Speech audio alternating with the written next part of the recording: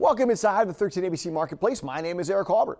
March is Women's History Month, and the Toledo Lucas County Public Library is featuring the history of women in media. And that includes one pioneering trailblazer from right here in Toledo. We show you inside today's 13 ABC Marketplace. My name is Rebecca Stanwyck, and I'm the Assistant Manager of Fact and Fiction here at the main library and also the librarian for the Steinem Sisters collection. We are celebrating Women's History Month. It's a really special month this year because this year is the 50th anniversary of Miss Magazine, which for those of you who don't know, we have the Steinem Sisters collection here, and it was created to honor Gloria Steinem in her hometown. And it's all about feminism and women's equality, women's right, feminist political thought. And so we're bringing that into Women's History Month by having the theme of women in media.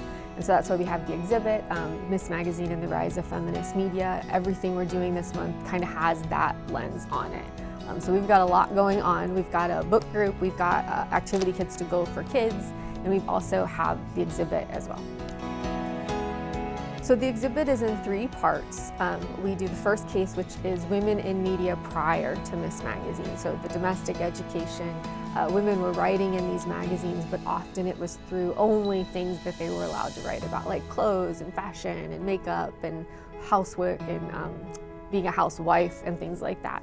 Then you move into, that kind of goes from the early 1800s through about 1965. And then when you start to move into the late 60s and early 70s, you start to get a shift with the rise in the feminist movement, the second wave feminist movement, where they're challenging the assumption that women can only be housewives, can only do domestic things, that they don't have political thoughts, that they don't have social leanings.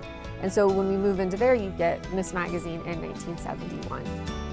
And then in July 1972, which is why we're in the 50th anniversary, that was when the first freestanding, mass-marketed edition of Miss went out.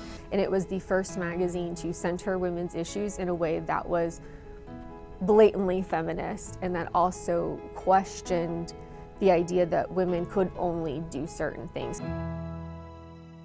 Inside the 13 ABC Marketplace, I'm Eric Halbert.